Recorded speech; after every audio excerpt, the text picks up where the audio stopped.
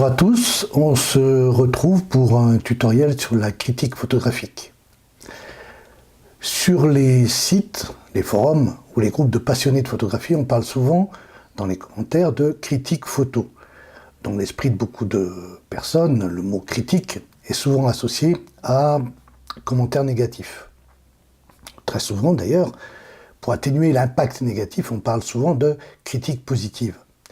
Or, il faut comprendre le terme critique dans le sens que donne le dictionnaire, c'est-à-dire qui s'applique à discerner les qualités et les défauts d'une œuvre ou d'une production d'esprit. Comment critiquer correctement le cliché d'un photographe, amateur ou professionnel? Dans ce tuto, je vous propose ma méthode pour obtenir une critique constructive, c'est-à-dire une analyse structurée de la photo pour émettre un avis sur celle-ci. Il s'agit de ma manière de procéder, alors n'hésitez pas à commenter cet article pour nous donner votre avis. Les commentaires d'une photographie sont le plus souvent stériles. Je veux dire par là, soit les commentaires sont volontairement négatifs, désobligeants, haineux, voire insultants, et dans ce cas, il faut purement et simplement les supprimer et bannir la personne qui les a écrits. Soit les commentaires sont volontairement sympathiques, mais avec l'espoir que vous ferez de même si cette personne poste à son tour une photographie. Avoir un commentaire du style nul ou super ne sert à rien. Avoir un commentaire critique construit et argumenté sur une de vos photographies est ce qui peut vous arriver de mieux pour vous aider à progresser. Ce type de commentaire étant précieux, il est rare. La base d'une bonne critique est de comprendre la photo. Cela passe par la création d'une fiche d'analyse, enfin du moins c'est comme ça que je l'appelle, qui permet de bâtir un argumentaire. En suivant ma fiche guide, vous pourrez observer l'image sous tous ses aspects et vous serez à même d'engager un dialogue constructif. Ma fiche d'analyse est en fait un aide-mémoire qui me permet de ne rien oublier. Même si vous ne publiez pas une photo, faites l'analyse proposée ici régulièrement sur vos propres photographies, pour vous. Et vous verrez que cet exercice est très enrichissant et permet de progresser très rapidement. On commence par la structure de l'image. Comme vous le savez sûrement, la composition procède des techniques des arts graphiques. On doit maîtriser l'organisation de la scène dans le cadre. Toutefois, il est important de ne pas être trop scolaire ni trop tenté de respecter scrupuleusement les règles. Les règles sont les bases de référence sur lesquelles on peut se reposer. Voyons maintenant quels sont les éléments qui me permettent d'analyser la structure d'une image. Sa composition. Le photographe a-t-il composé la scène sur la base de lignes droites, verticales, horizontales, diagonales, de courbes, de carrés, de rectangles, de cercles, de triangles. Son cadrage, à quelle place se positionne le sujet? Centré ou décalé? Y a-t-il un cadre dans le cadre? Le contenu du cadre est-il encombré par une multitude d'informations? Sert-il à mettre en valeur le sujet ou l'étouffe-t-il? Les éléments présents dans le cadre sont-ils équilibrés? Quelle est la position de l'horizon dans le cadre? Ces lignes de force. Le photographe a-t-il respecté la règle des tiers? Oui, non, partiellement. Ces points de force sont-ils positionnés aux intersections des lignes de la règle des tiers? Son point de fuite, c'est la rencontre des lignes de fuite. Est-ce qu'il est au centre de la photo? Ou décalé à droite ou à gauche? Ou même est-il hors du cadre? Sa perspective, c'est le point de vue du photographe, c'est-à-dire où est le photographe par rapport à son sujet? En plongée? En contre-plongée? Le point de vue choisi altère-t-il les perspectives en rapport avec le choix de la focale, par exemple? Sa zone de netteté, quelle est la zone de mise au point? Quelle est la qualité du bokeh? Quelle est la qualité de la mise au point sélective? Quelle est la qualité et la nature de la capture du mouvement, pour un filet par exemple? Son contraste. Comment est utilisé le contraste? Est-il dû à l'opposition lumière et obscurité? Est-il dû à l'opposition de couleurs? Est-il dû à l'opposition de forme? Y a-t-il plusieurs effets de contraste? Son utilisation. Le photographe a-t-il su tirer parti de motifs ou de textures présents dans la scène? Sa simplification. Le photographe a-t-il concentré sa composition uniquement sur son sujet? Est-on dans le cas d'une photo minimaliste? Son utilisation. Le photographe a-t-il su utiliser la symétrie, le parallélisme ou la répétition? Sa mise en scène. Le photographe nous propose-t-il un effet de suggestion de mouvement en fonction de la position du sujet, de son corps, du buste, des bras, des jambes, des cheveux, des vêtements, donnant l'impression de mouvement? S'il s'agit de photos d'animaux, on s'attachera à la notion de mouvement ou d'immobilité en fonction de la position du corps, des pattes, de la tête.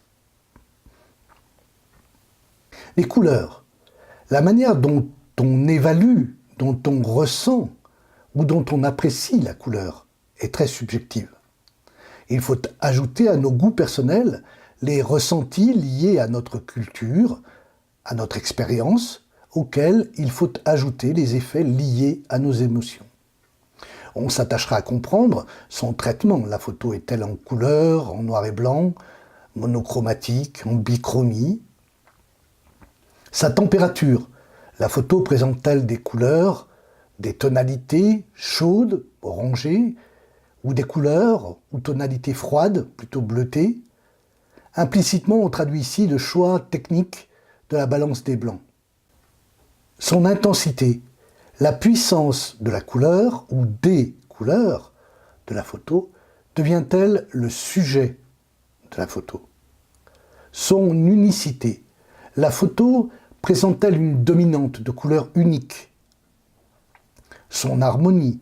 Le photographe a-t-il géré une opposition de couleurs complémentaires ou des similitudes de couleurs basées sur des nuances? Son accent de couleur. Y a-t-il un accent de couleur? C'est-à-dire une petite surface de couleur qui tranche au regard de la tonalité générale et qui attire le regard comme un aimant. La lumière. La qualité de la lumière naturelle qu'est le soleil est soumise à de nombreuses variations au fil d'une journée, au fil des saisons. La météo a bien entendu une influence considérable sur ce type de lumière. Le photographe en est tributaire et il lui appartient d'en tirer profit. La lumière artificielle, celle d'un studio, est différente dans le sens où l'on peut la placer où l'on veut, lui donner l'intensité que l'on veut et avoir la possibilité d'utiliser plusieurs sources lumineuses en même temps. Le photographe est alors maître de sa lumière. L'analyse de la lumière d'une photographie va essentiellement dépendre de son origine. Est-ce une source naturelle? Une source naturelle et artificielle, le flash pour déboucher les ombres par exemple, ou bien est-ce une lumière contrôlée du type studio? Sa direction, comment affecte-t-elle le sujet? Est-elle latérale, face au sujet, ou face au photographe, en contre-jour par exemple? Sa qualité, le photographe a-t-il opté pour une lumière douce ou une lumière dure, avec des ombres très marquées? La lumière qui arrive sur le sujet est-elle diffuse, tamisée? Est-elle vive? Voit-on des points lumineux, des traînées lumineuses, des étoiles lumineuses? Sa température. La lumière utilisée est-elle plutôt chaude ou plutôt froide? Est-ce la lumière dorée des golden hours, la lumière bleutée de l'heure bleue, les roses et jaunes du lever de soleil, les oranges et rouges intenses du coucher de soleil? Son utilisation. Le photographe nous propose-t-il un low key, quelque chose de très sombre, un high key, quelque chose de très clair, une silhouette, un halo, un clair-obscur? Le thème, il s'agit du genre de la photographie, pour être un témoignage visuel de notre interprétation de la réalité de la scène photographiée. Elle met en œuvre l'originalité et la créativité du photographe. On va rechercher son thème de base, photographie de paysage, de portraits, d'architecture, de rue, d'animaux, de style de vie, de macro-photographie. Son contenu narratif, le fameux QQOQCP, est utilisé pour apprécier la narration qui émane d'une photo. On doit pouvoir répondre aux questions suivantes. Qui est le sujet? Quoi? Que fait-il? Quelle action? Où? Dans quel lieu? Quand? La date? Ou l'époque? Comment? Quels sont les éléments qui participent à l'action? Pourquoi? Pourquoi avoir pris cette photo? Est-ce un témoignage? Quel message véhicule la photo?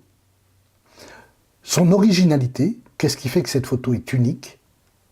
Sa créativité, quels éléments créatifs rendent cette photo différente de ce qui s'est déjà fait? La qualité de la post-production. Y a-t-il des défauts évidents de post-production?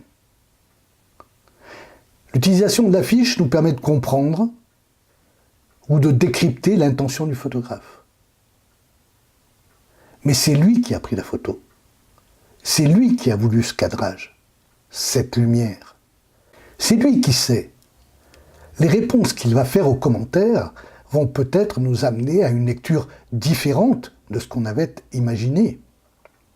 L'objectif de cette démarche est d'analyser la photo pour nous permettre de réfléchir avant d'écrire. Voilà, c'est tout pour aujourd'hui. Si vous avez aimé ce tuto, n'oubliez pas de mettre un pouce vers le haut. N'oubliez pas de vous abonner à la chaîne YouTube pour voir les prochains tutos toujours totalement gratuits. Rejoignez ma liste de contacts sur le site danielonway.fr pour être au courant de toute l'actualité du site. Vous avez l'adresse qui s'affiche juste en bas de l'écran. Merci de me suivre, à bientôt pour un prochain tuto, et en attendant, faites des photos.